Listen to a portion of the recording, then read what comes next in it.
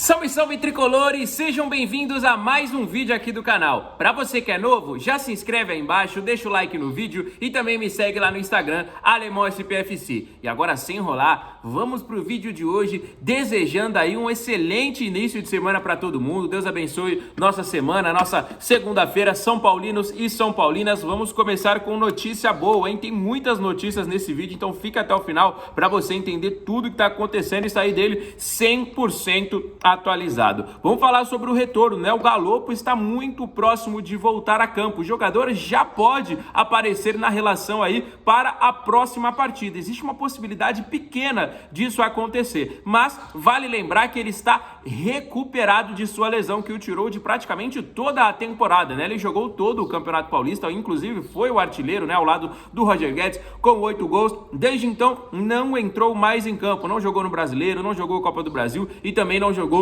a Sul-Americana. Mas o jogador está recuperado. A gente sabe que quando o jogador se recupera, tem aquele período, né, de transição, tem aquele período aí de adaptação, tem aquele período aí também de melhora física, né? Que o jogador ele perde muito tempo, né? Então tem a questão de ritmo e tudo mais, mas ele está recuperado. E ele vai ser feito aí algo parecido com o que o São Paulo está fazendo com o Ferrarese, né? O seu Ferrarese voltou de lesão, já foi relacionado para 3 jogos, ainda não entrou em campo, né? Ele foi relacionado contra o Fortaleza, contra o Coritiba e o último jogo também contra o Vasco. Não entrou em campo. Na seleção venezuelana ele foi convocado e também ficou no banco. Isso é uma questão aí de costume para o jogador também. O jogador participa das atividades da equipe, ele vai melhorando cada vez mais e isso será feito com o Galopo nesta parte restante aí do Campeonato Brasileiro. Resta um pouco mais de 10 rodadas e o Galopo vai aparecer nas próximas relações. Se ele vai entrar ou não, aí já é com o Dorival Júnior, né? Se o Dorival escalar, aí é com ele, mas temos esse retorno confirmado aí, o Galopo está de volta de lesão. Que baita notícia, que notícia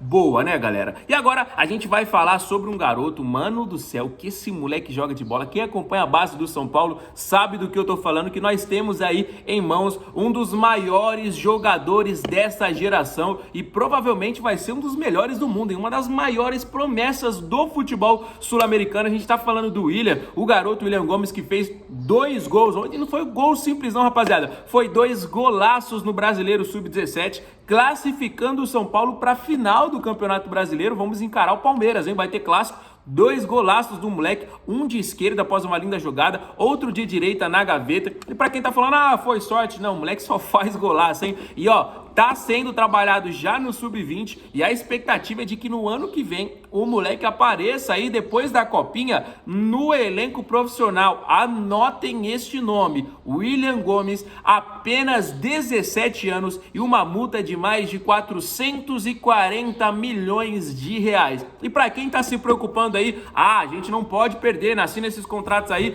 mas depois a gente perde de graça, como aconteceu com o Marquinhos, né? Que foi do São Paulo pro Arsenal, simplesmente quase de graça, né? Foi emprestado pro Norwich e atualmente está emprestado aí a equipe do Nantes, lá da França. E o São Paulo tem que se precaver também para não acontecer algo semelhante com o Luizão, que saiu de graça, né? O Luizão tá na equipe do West Ham, então a gente tá falando de 2 jogadores do São Paulo que saíram para a Premier League quase que de graça, né? Então o São Paulo já tá se precavendo, assinou um contrato profissional com o moleque, tá acompanhando diariamente a situação dele. Ele é muito bom. Vale lembrar que a gente ainda tem o Rian Francisco, que é um atacante que tem mais gols do que jogos na base. Então, essa geração do Sub-17, rapaziada, é uma das maiores da história de Cotia.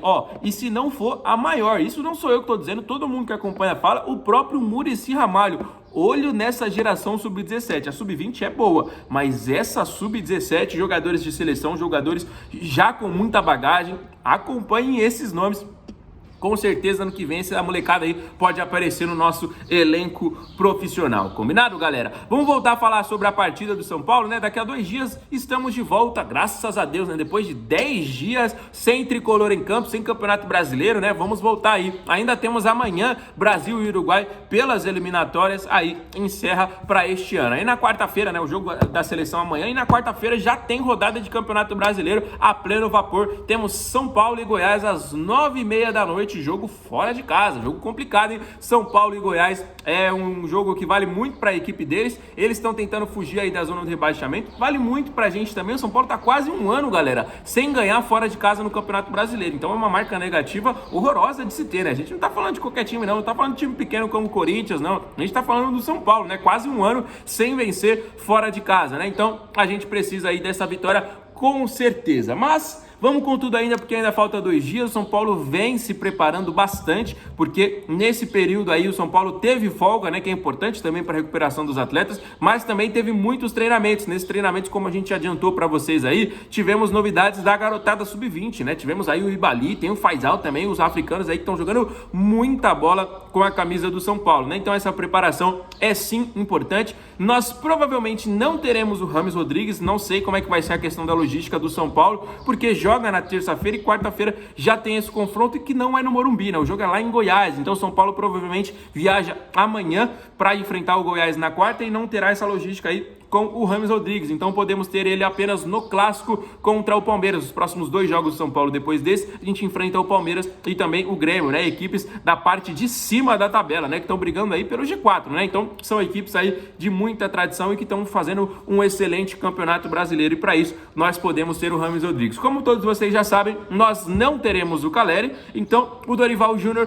pode fazer alguma alteração de novo, né? Porque contra o Vasco ele já não tinha o Caleri, que estava suspenso, mas ele colocou o Rames Rodrigues. Nesta partida ele não vai ter nem o Caleri nem o Rames. Então quem será que vai? Será que vai o Luciano? Será que vai o Juan? Aí tem o David, tem o Alexandre Pato. Opções tem, né? A gente tá aguardando aí o Erisson também, né? Que tá voltando de lesão, então pode ser aí uma grata novidade, né? O jogador também faz essa mesma transição, mas obviamente com mais rapidez, até porque a lesão dele foi mais tranquila aí em relação à do Galopo, né? A do Galopo foi uma lesão que tirou ele da temporada inteira. O Erisson vem de algumas partidas aí fora, né? Então podemos também ter o retorno do Eri Show, né, galera? O Erisson aí que fez gols importantes. Ele pode sair de São Paulo na temporada, mas a gente nunca vai esquecer daqueles 2 gols que ele fez contra o Tigre lá na Argentina. O tricolor venceu por 2-0, gol dele, chutou a bandeirinha dos caras e ó, depois disso acabou a zica, rapaziada. O São Paulo voltou a ser campeão, o Lucas Moura voltou, o São Paulo trouxe o Rames Rodrigues, o Botafogo pode ser... Até o Botafogo tá se beneficiando da zica aí que acabou do São Paulo. Até o Fluminense, que nunca ganhou uma Libertadores, tá na final aí, pode vencer, né? Então essa zica serviu pra toda a rapaziada aí, né? Então,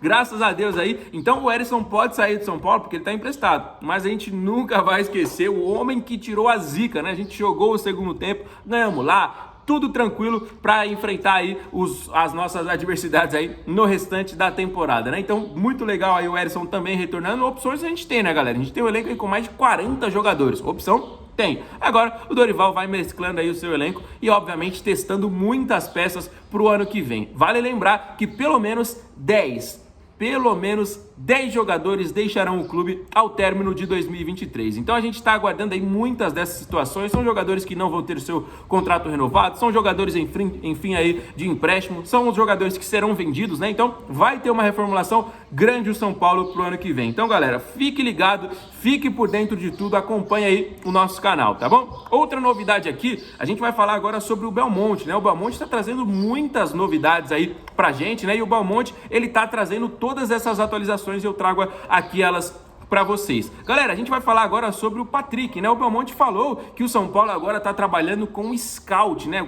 Esse famoso scout aí, que é a questão da porcentagem, né? A questão de como o jogador se sai, e que o São Paulo vai começar a investir aí na questão do Moneyball. Não sei se vocês já assistiram aquele filme lá, O Homem que Mudou o Jogo, né? Que foi o cara que simplesmente, literalmente, mudou o jogo, mas na questão do beisebol, né? Ele começou a investir no seu time aí e não apostava aí em grandes jogadores, em nomes badalados, mas ele fazia um estudo estatístico e aqueles jogadores que não eram tão vistos, aqueles jogadores que não tinham um nome assim tão falado na mídia, que não era tão famoso assim, mas que tinha bons números, começaram a trazer. E o São Paulo trouxe um profissional de scout no mês passado e vai fazer mais contratações ao final deste ano, ou seja, confirmado aí pelo Belmonte. São Paulo vai fazer contratações baseadas nisso, né? Então podem ser que cheguem aí num futuro nomes aí menos badalados, nomes que a gente não conhece, mas que jogam muita bola, que estaticamente são jogadores que ajudam o time nas suas funções. Ele citou aí, por exemplo, o Rafael e também o Caio Paulista, que eram jogadores reservas no seu time, mas que chegam e hoje são titulares na equipe do São Paulo. Ele citou, por exemplo, Alisson, Wellington Rato, Rafinha, que foram jogadores que foram rebaixados com a sua equipe,